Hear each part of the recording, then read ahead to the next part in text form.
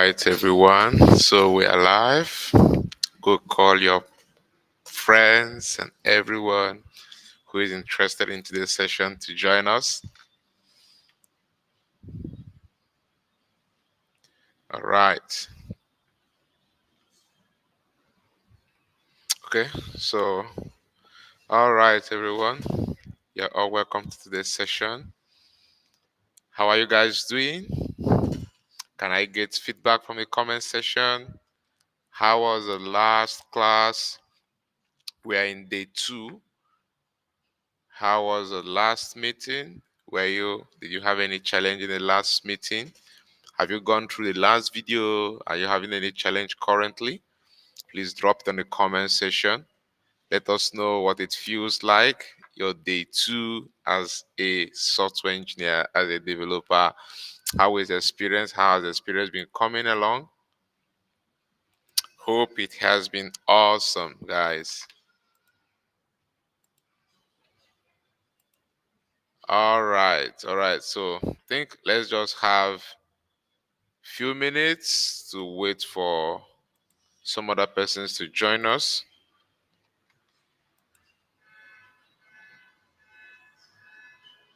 If you have a colleague, if you have a friend or anyone who is not yet here, please go tell them that we are live. We'll be starting fully in the next 5 minutes. So go tell everyone that we are live.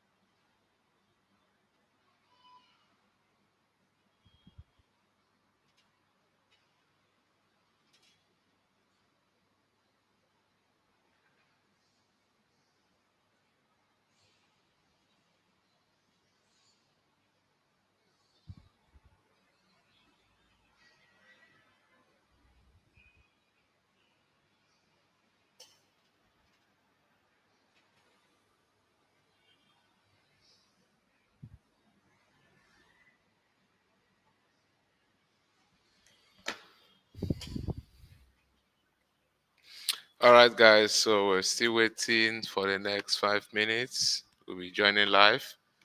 We're live already. Sorry. Well, we're waiting for others to join us.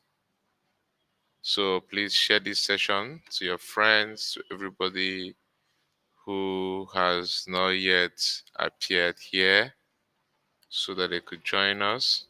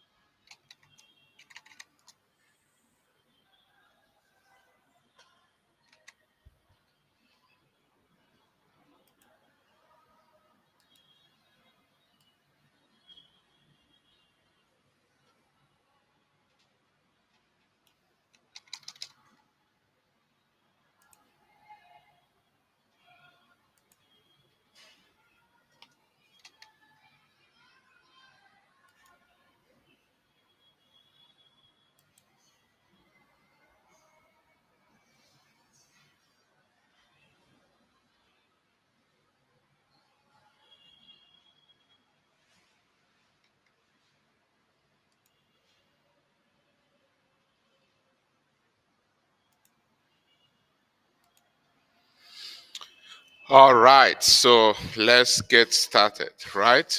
So today we'll be looking at, last week we discussed a whole lot of fundamentals about web development, about the internet, about HTML, and why HTML is very important.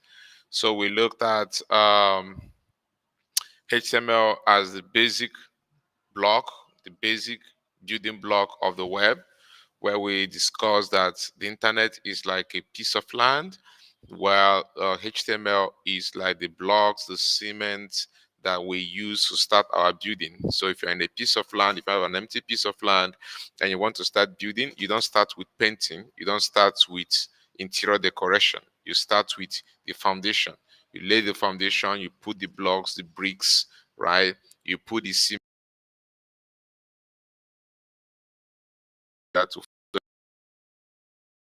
the internet that we are using is like a piece of land. Okay, so HTML is a block that we use to build websites on the internet. So websites live on the internet the same way houses live or are positioned or are built on pieces of land. Okay, so we had that conversation and we had a lot of illustration and a real life scenario or provides for us. So, for instance, you are here connected on the internet through YouTube. The whole facilities, the tools, the skill, and the act that makes up for everything you are seeing right now on YouTube was made possible because of web development. Okay, so you are hearing my voice, you are hearing, yeah, you are seeing this video, you are seeing the images here, you are seeing buttons, different colors on the screen. All these things you are made available through the art of web development, and this is the skill that you'll be learning. Part of the skills you'll be learning in this bootcamp. Yes, we're not teaching you everything, but gradually we are going to touch every part of web development. Currently on this bootcamp, we are focusing on HTML, which is the basis, the building the foundation of the web. Okay, so and one of the reasons why we have chosen HTML for this course is because bring everybody along. We know that some persons have the basis already, some persons have already gotten some foundation about web development, but we are doing this bootcamp to carry everybody along, to ensure that everyone is carried along, both those that have experience and those that are inexperienced. Okay, so today we'll be looking at an amazing topic, very very good topic, called the history of the internet and how the web works. So guys, if you're excited about this, I want to see it in the comment section. Can you say hello, I'm excited? Can you just drop a comment in the comment section and say, yeah, I'm excited, and also want to meet everyone who has joined us for today. So if you're joining us for today from wherever you are joining from, I want you to drop a hi, a hello, drop your name. Let's meet you and let's know how you are doing over there, just within the next 1 minute.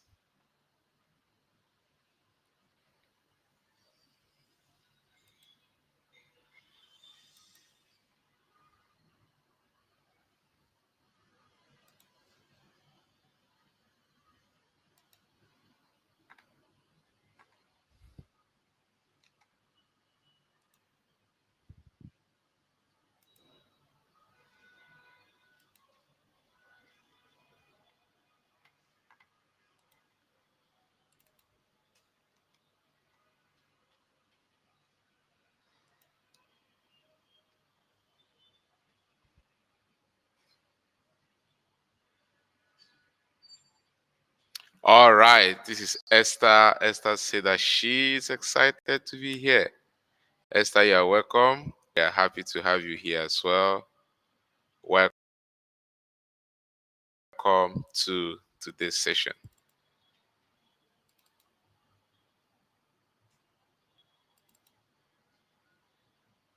Okay, so let's go into what we have for today. We'll be looking at the history of internet and how the web works. That is exactly what we will be looking at in today's session. So don't forget to send this to your friends if they're yet to connect. If you have anybody who has not yet connected, don't forget to send this out to them and ask them to come online, that we are live. Okay, so we're looking at the history of the internet. We'll discuss the origin of the internet and how the World Wide Web works. You've heard of www. www stands for World Wide Web. Okay, and we'll be looking at client server model. We explain it just in a simple way. We also look at domains, hosting, DNS basics, and also look at HTTPS and how the web actually runs. Okay, so this is mostly a basic foundation that will be given to you. Okay, so let me give you a bit of an overview, like a high level rundown of what we'll be looking at today. Okay, so like for instance, in Nigeria, back in the early 2000s, let's say 2001, 2002, 2003 in Nigeria, if you wanted to browse the internet, okay, you would most likely trek to a cyber cafe. Okay, you would pay there, let's say 50 naira or 100 naira per hour. You sit in front of a bulky computer and you hear that funny cri sounds, of the dial-up internet trying to connect. So when it's trying to make some sound, fast forward to today, to some this summer period, you can now do so many things where via the internet. It's no longer going to read information, read news, check out some announcements online. You can do so many things on the internet today. You can send money from your phone in seconds. You can stream football matches live. You can stream even church programs. You can stream so many programs live. You can chat with someone in Nigeria, chat with someone in Canada. You can be in Nigeria, chat with someone in Canada. Distance is no longer a barrier to communication. It lands instantly. Okay. So, but have you ever stopped to ask yourself, how does all this work? Okay, this is exactly what we'll be bringing and breaking down in today's class. We'll go back to the origin of the internet and the World Wide Web, right? And how it all started, and why it was invented. Then we'll simplify the client server model, the behind the scene of how your phone talks to the website. So when you put on your phone, you type, let's say your WhatsApp, you type a message and you click send. How does it go to the next person? Right? How does he go? How does he know the right person to locate? How does he know the right phone to appear? How does he know the person you intentionally wanted to send this thing to? Okay, there are so many things happening behind the scenes. So finally, we'll also uncover the basis of domain, hosting, DNS, HTTPS. These are the building blocks that make website and apps work. Okay, so by the end of today's session, you will not just use the internet. Okay, you'll actually understand how it works, the behind the scenes, like the mechanics, like a mechanic does drive a car, what's happening under the bonnet, what's happening in the engine. So the next time you pick up your phone to use the internet, you pick up your phone to chat with someone, to send money with your phone, you'll understand exactly how it works. So if you're excited, I want you to say yeah on the chat box. Okay.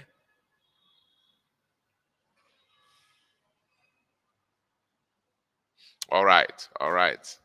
All right, guys. So let's dive in.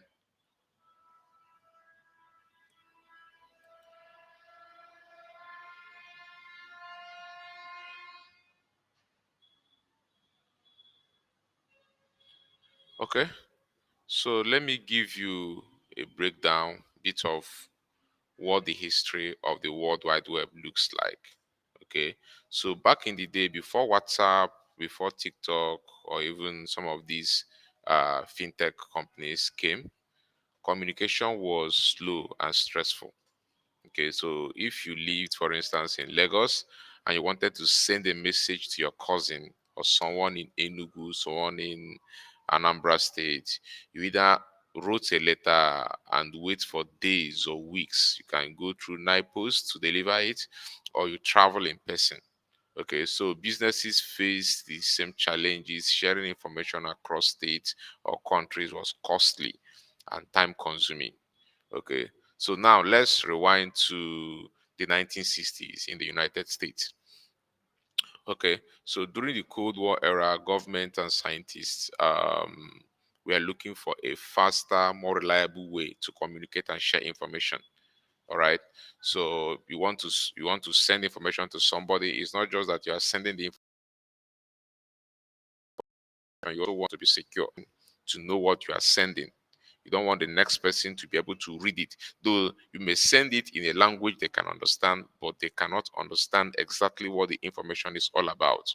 Okay, so this was the situation during the Cold War, right? So American researchers, they developed a communication system that that was destroyed, though, right? So every they developed it. It was called I think it was APRANET. So you can do your research. So American researchers developed APRANET. Is ARPANET. ARPANET. I'm sorry if I'm not pronouncing it well. Some ARPANET. I think ARPANET. So it was a military project that connected computers together. So allowing them to share data even if no one was part of the system, right? So it allowed them to share data even if no one was part of the system, right? So like people can share data from one computer, to another, right? So even if one part of the system failed, they could still share the data. Like it was kind of an independent system then. So it served the purpose for which it was created, right? So this was the birth of the internet, a global network of computers. So that was how the internet started. After this invention, several other inventions started coming up and gave birth to what we see today as the internet, a global network of computers that can talk to each other. So over time, it spread beyond becoming a military device into the universities, into businesses, and eventually into everybody making use of it. Right. So what bettered the internet was communication, a desire and a need for secure communication. That was what bettered the internet, what gave birth to the internet. Okay. So, but here is a twist. The internet is not just like it's not the same as the world wide web. Think of it like, for instance, in a Nigerian road network, the internet is like the highway, bridges, and streets. Okay, the infrastructures that connect everything together. That is what the internet is. The world wide web is like the car, the buses, the keke peps, that carry people, goods, and services across the road. Without roads, vehicles cannot move, they cannot run. So the World Wide Web lives on the internet. The internet is the infrastructure that hosts the possibilities of the World Wide Web. So the World Wide Web is like cars, the infrastructures that make use of the internet to provide services and solutions to human beings. Okay. So the World Wide Web was invented in the year 1989, right, by a British scientist. Okay, so he created a system of the website that links the system of links, websites using HTTP that allow people to click and jump from one page to the other. So if you are, for instance, if you're on YouTube, you can there are some buttons you can click and so many other things will open. So you can move from one page to the other. This is one of the techniques that he invented while working on the World Wide Web. So this made the internet reusable, like usable for everybody, not just the scientists and the programmers. It made it a kind of user-friendly, made a kind of beginner-friendly and less technical than it used to be. Okay, so for I think for Nigeria, this was like a revolutionary because by some years with the introduction of GSM, like phone, um, some of these internet ISPs, right, like MTN, Airtel, and the rest. So the web started connecting young Nigerians to new opportunities. So from the internet, you can now do education, you can be educated, you can go to school online, you can get jobs, music, stream, and do social media. Okay, so many things happened, right? So the shift from slow physical communication to an instant global connection, and the shift from becoming a military tool to a tool that anybody can use. This is how the internet has transitioned, right, from one piece, from one level to the other, and it has be getting better over the years, right? So now the internet is no longer a tool, just a tool for communication. It now houses so many things. Okay, through the internet, you have access to AI chatbots and so many other things through online services, and through the provision of software as a service. You can do so many things on the internet today. Okay, so there are tools and there are provisions that have been made available to make the use of the internet possible. Okay, so if I should ask you, one of the uses of the internet you have is with your phone. You connect to the internet with your phone or your laptop, and you start accessing information, start sending information, start processing information. All right. So for the internet to work and provide the services and provide the the infrastructure it has for it to work and give us the services we need, there are factors that make these things possible. All right. And that is what we call the client server model. On the internet, we have a client and we have a server. These two work together to bring to life whatsoever action you are carrying out online, right? So now, this is it. Let's say you are a student and you are living in Lagos, and after a long day of lecture and traffic, I don't know, at any junction, let's say Oju Eleba, anywhere, let's say you get home and decided to order food using Jumia Food. Okay, what you do is that you open the app, and on your phone you're going to search for, let's say you want to take shawarma, you search for shawarma, you will tap order, and you wait for your order to arrive. In less than 30 minutes, a delivery rider shows up at your gate with your food. Okay, so now let's pause. What really happened behind the scene? How did the delivery guy get your order? He wasn't there, you didn't call him on phone, you didn't speak with him, he just received your order. Is that the magic? What really happened? What happened between you and the delivery guy? Something must have connected you two together. Something must have connected your phones together. That is what happens behind the scenes. So let's look at it now. Your phone is a client.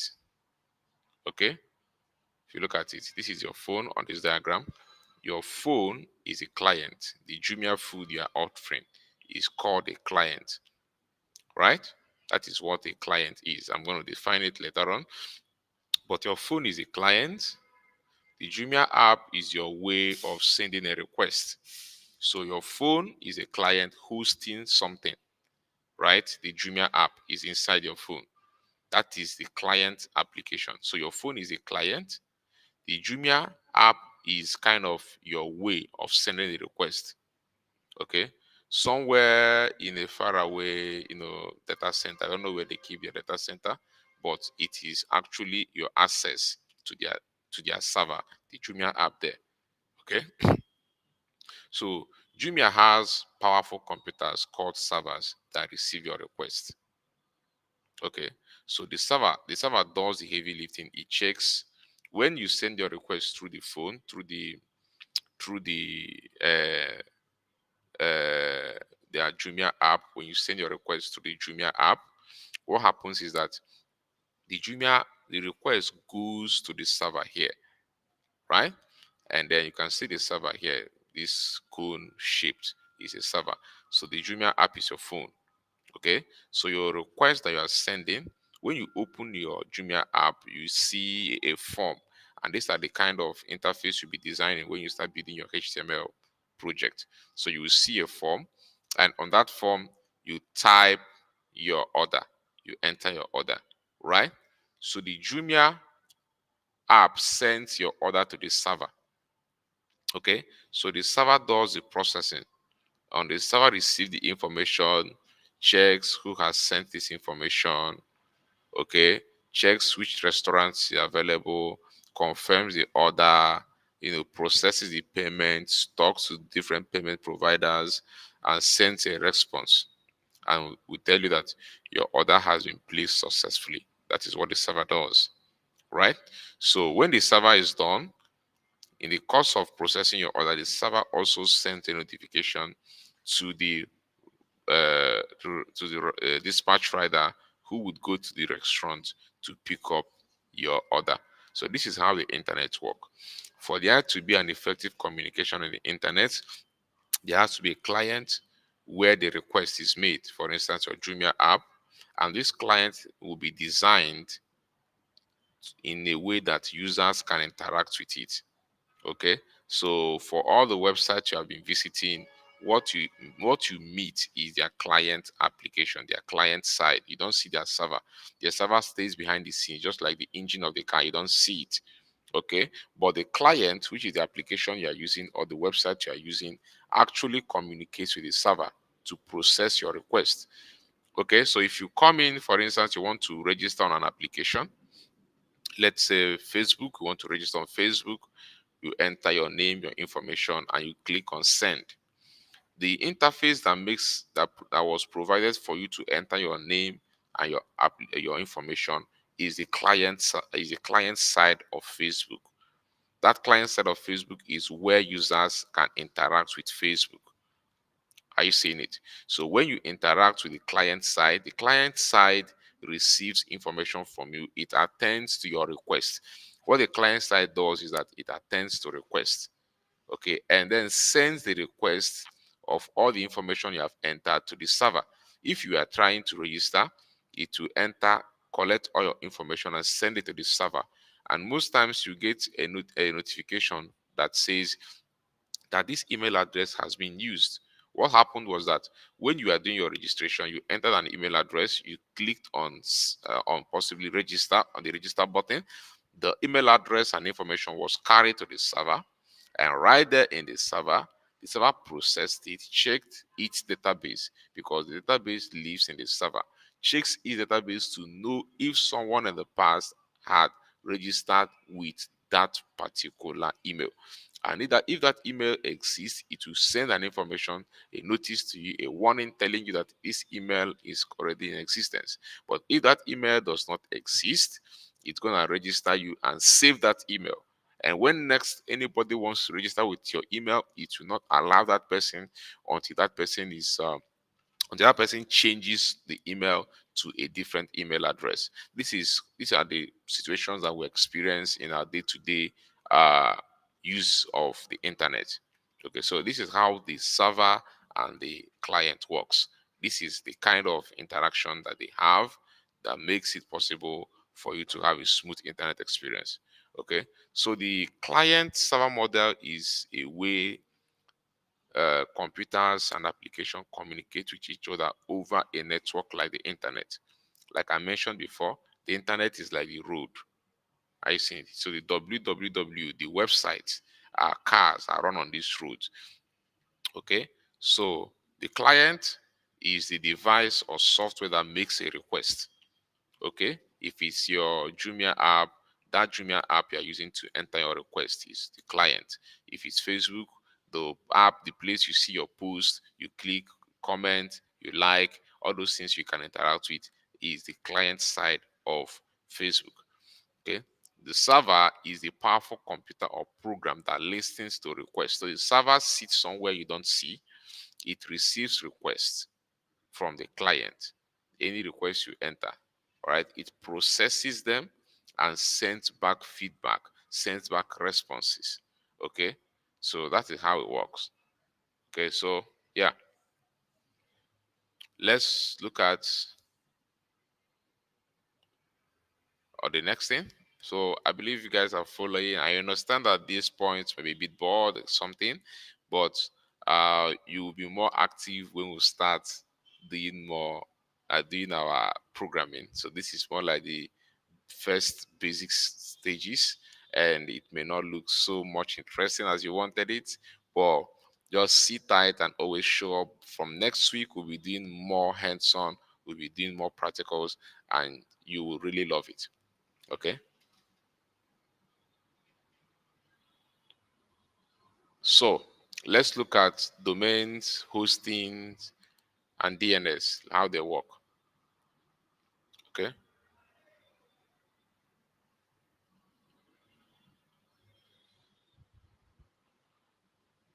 So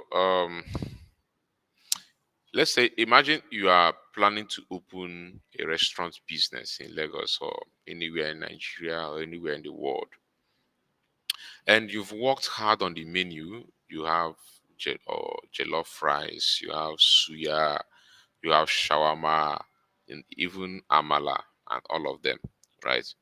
Now you want people to find your restaurant easily, isn't it? Because when you have gotten your menu, everything is ready. You next thing is that you want people to find out the location of your restaurant, where your restaurant is. Okay, so at this point you will need a physical location, and not just that you have a location, you need to have an address. If you don't have an address, people cannot find your restaurant. The reason why people can find your restaurant is because you have an address where they can find you, right?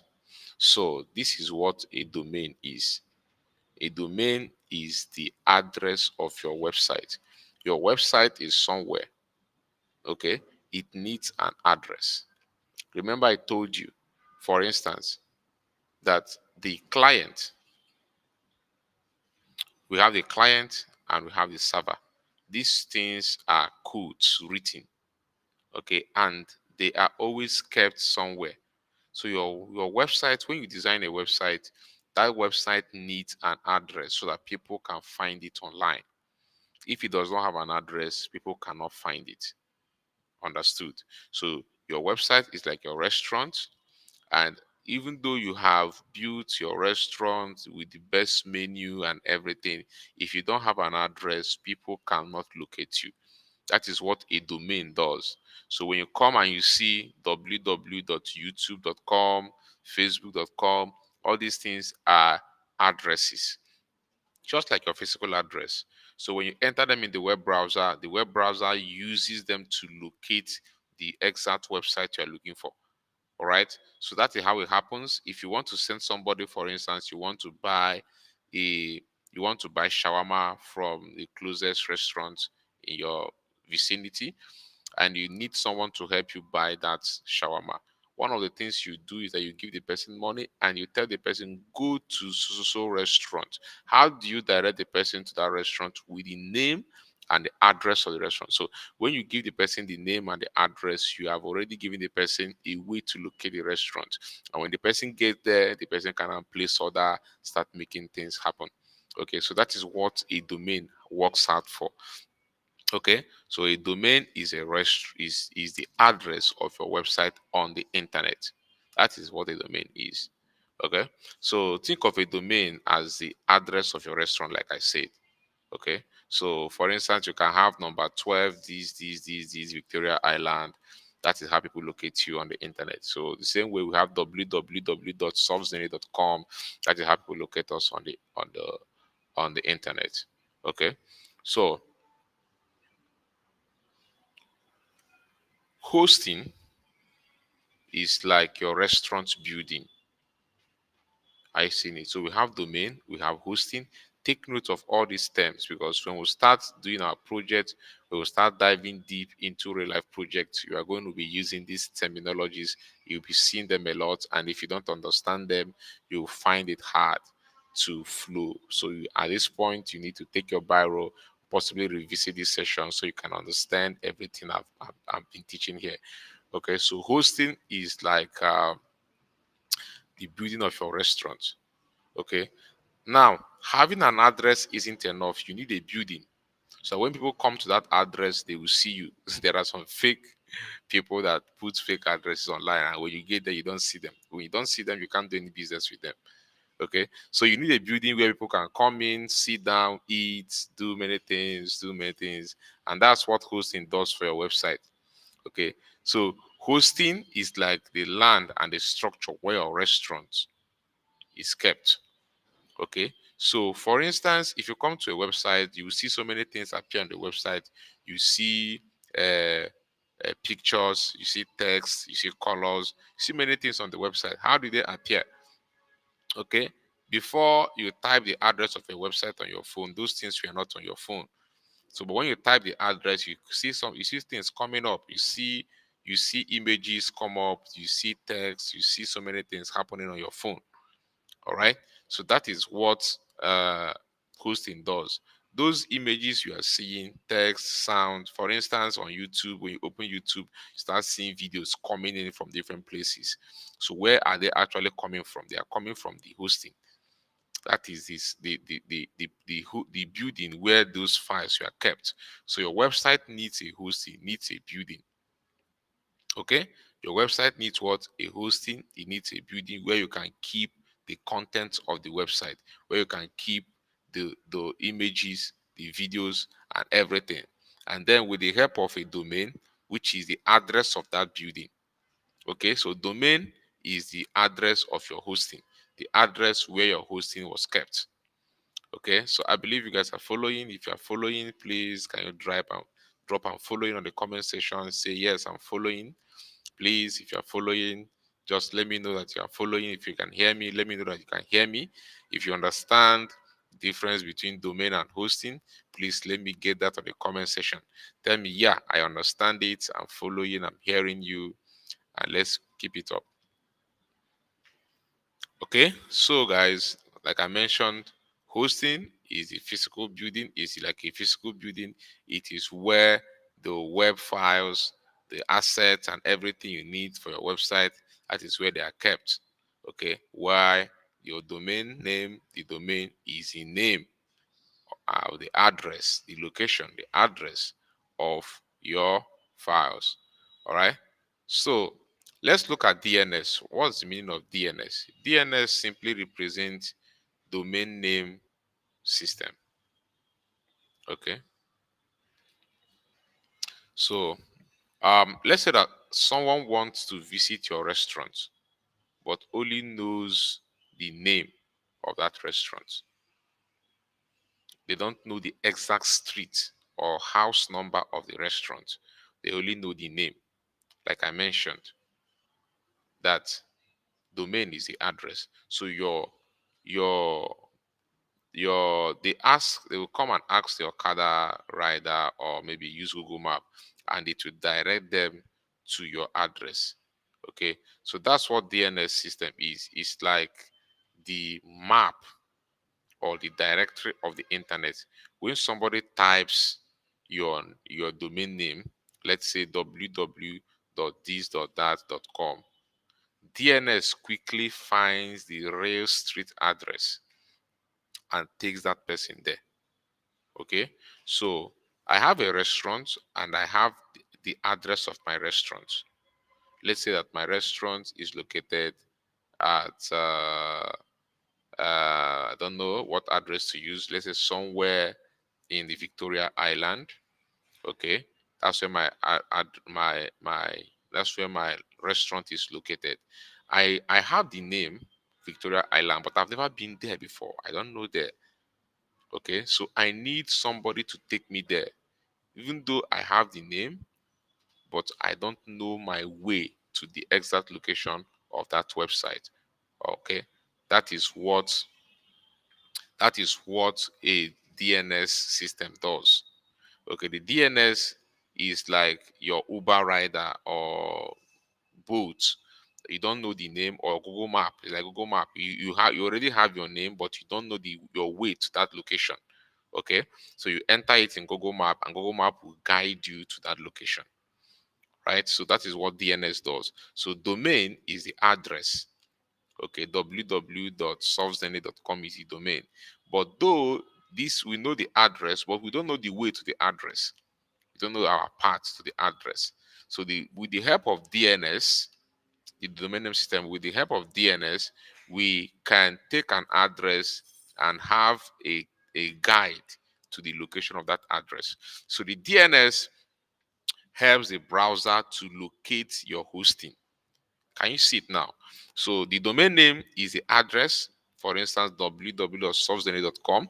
When you type it on your browser, the browser, though, has the name of the address, but does not know a way to the location, does not know the the way to navigate to the location of that particular address. He doesn't know the exact way to get to that place. So with the help of the DNS, the domain name system, the browser can be guided through the domain name that it has already into the exact location of that address, the physical location of that address, which is the hosting. All right. So yeah, I believe you guys are following. You understand the difference between. Please tell me yes, I do. If you don't, please tell me to go over again and I will repeat it. So I'm waiting for you guys. I need your feedback. Are you following? Are you understanding the difference between these two? Do you understand how they apply to your search on the internet? Do you understand what happens behind the scene? When you want to visit a website, the first thing you do is you type the domain name, which is the web address, and then when you type it, there is a system called the domain name system that helps the browser to locate the exact location of that address you have typed. Like I said, your website must have a place where the files and the content of that makes up everything in the website will be saved. Okay, so the place where these things are saved or where they live is called the hosting. And the hosting is like a building, it has an address. Okay, so that address makes up for the domain of that website. Okay, so the domain, the address of the hosting is the domain of that website, the domain name. So the domain of the website is the address of the hosting server. All right, and then for you to locate the hosting server, you need a DNS. Let's say you are traveling and you already know the name of the location of where you are going to, but you don't know your way to that place. You can come to a T junction and there are two ways. You will know if you should take right or take left. What would you do at that point is to get somebody and ask, please, what is the way to this place? Is it left or right? That person you ask that question is your DNS. That is what happens. So when you type a domain name on the web browser goes to the DNS to ask the DNS, look at this address. How do I locate? Should I take right? Should I take left? What is the pathway to this particular address? And the DNS provides that pathway. Then helps the browser get the information from the hosting, the images and everything you see, and present and send it back for the person who made the request to see it. All right. So yes, Esther, you're saying yes, you do. Thank you. Thank you for that feedback. Let's go to the next thing. So we'll be looking at HTTP. You must have encountered HTTP several times in your use of the internet. So you come and you see you sometimes you see before you type a web address, you hit the letter HTTP before you start. Some of them HTTPS. All right. So anybody who has been using the internet must have encountered these four characters. So imagine like you are somewhere, let's say in Ogun State, or you're in Kano State, or you're in Jos, or you're in Lagos, or you're in Abuja, anywhere you are, and they want to buy a plate of fries at a restaurant. So this restaurant example has been going so far good in explaining what the terminologies that we'll be encountering, what they represent. So when you get there, you don't just shout rice. You want to order jollof rice, don't just shout rice. You expect the waiter to magically bring what you need. You follow a particular process. Sometimes you need to stand on the queue. Okay. Sometimes you need to go get the menu. Sometimes you need to signal a waiter to come. Sometimes you go to the counter. So after you are done, you pick your order. When you are picking your order, you pick the order. You'll be asked what are the quantities that you need, right? You place them. Sometimes you can mix different dishes and take them. You'll be asked if you want to take it out or you want to eat it there. And after that, you go to the payment checkout session. You do your checkout, you pay, and then you can have your food. There are processes when you get to a restaurant. There are processes that needs to be followed before you can get your meal and eat it. Don't just enter a restaurant and the meal appears on your table. Okay, I hope you guys are following. So you follow a process. Okay, so like I said, you look at the menu. So this menu is like, let's say, our websites, for instance, and then you tell the waiter what you want. The waiter takes your request to the kitchen or to the whatsoever that makes for that request. They get your food, you pay for it, and that's all. So that system of ordering your food and responding to your order is exactly how the web works. Okay, and the language that makes this happen is called the HTTP. HTTP stands for Hypertext Transfer Protocol. Okay, so like I mentioned, the protocols that make up for your order, from starting from when you enter the restaurant, when you laid hand on the menu, you made your choice, you gave it to the waiter went to the kitchen, collected your order with the list you have given to him, and brings your order to you, and you have your order before you and you start taking it. That is what makes up the ordering system in the restaurant and the response system. So that is also what the HTTP does for us. Okay, it is the process through which you make a request on the internet and you get a response. For instance, when you are using your Jumia app, as you said before, let me show that slide. This is your Jumia app. This is where you enter the order of all the things that you need. Okay, so, and like I said, before your order can get processed, it must get to the server. The server will process it and send you a response. Okay, so the server controls the interaction between your order and your between you and the dispatch rider. So if your order is genuine, let's say for instance you made an order and you don't have enough money on your wallet, server will not send it to the next person to process it. Or for instance, you try to log in with a wrong password, you cannot make an order. So there are processes, there are patterns. So the HTTP makes up for that communication to happen. Starting from when you made your order, the HTTP is a language that makes up and makes provision for your order to follow a particular process, get to the server. The server gives a response. That response follows a particular process and comes to you. Okay, so it is a protocol. All right. So HTTP stands for Hypertext Transfer Protocol. It is the foundation of communication on the web. It is a protocol, which means that there are sets of rules that the computer must follow to exchange information. So for your app to send your request to the Jumia server,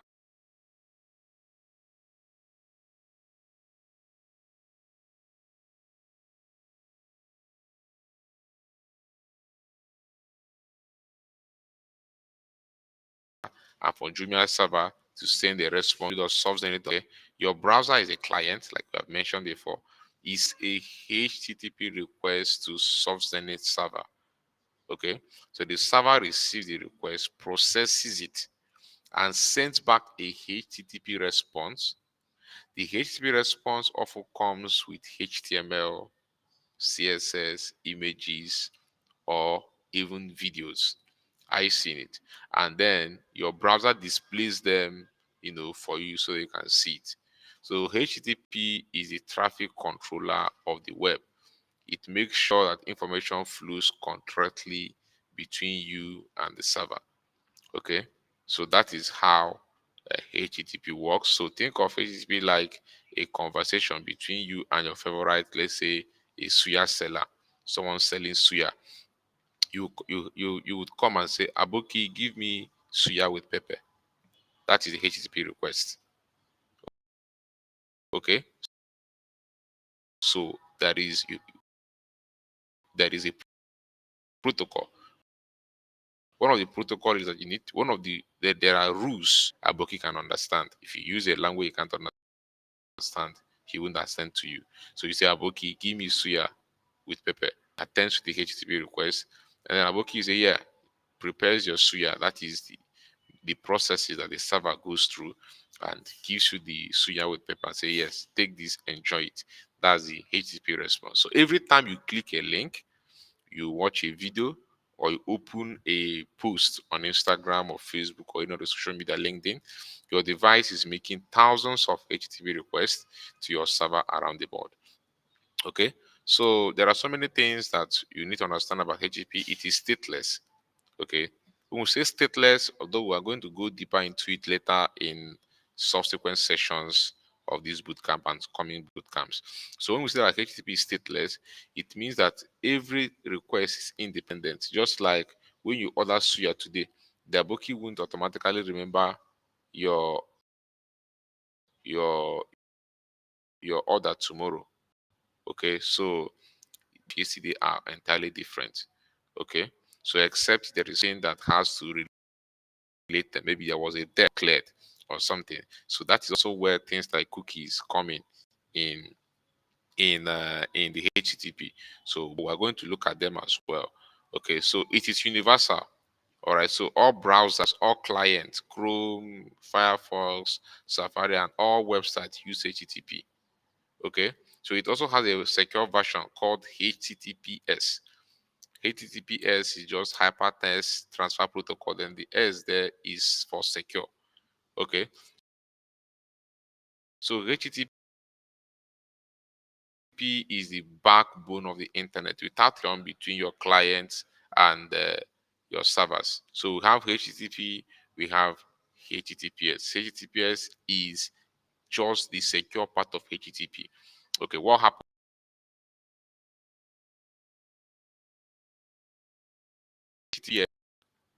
There is an encryption between the two ends that are communicating. So it doesn't happen because you want to communicate. It's because they need to secure the communication, guys. All right. So this is what we have for today, and I believe you will enjoy it and you will love it. So, do you have any question? If you have any question, please do well to drop your question in the comment section. Even if we are not live, you can always drop your question after the live session, and we are going to attend to them right there on the comment section. Don't forget that we have a Telegram group.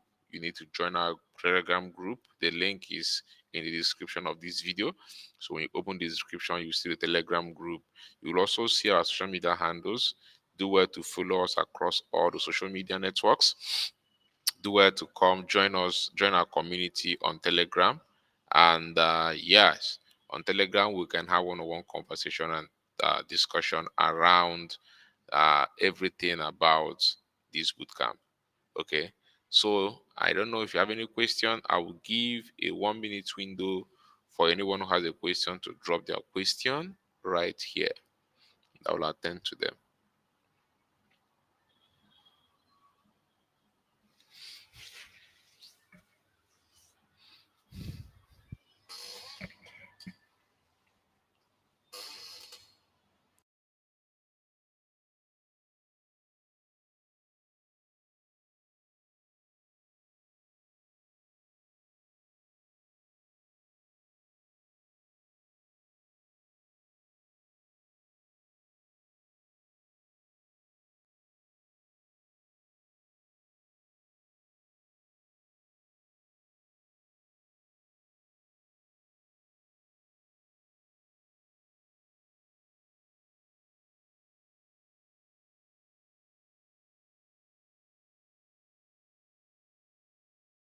All right, so if there are no questions, I wish you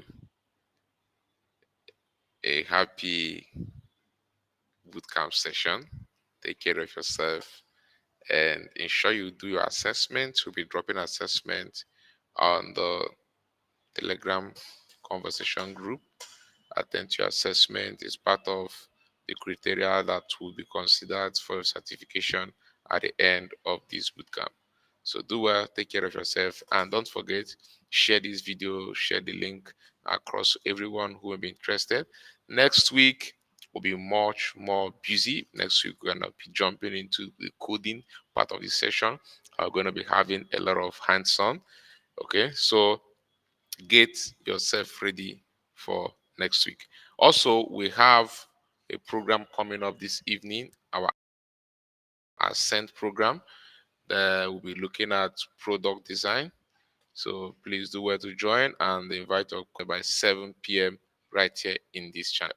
Thank you everyone and have a nice day. Bye guys.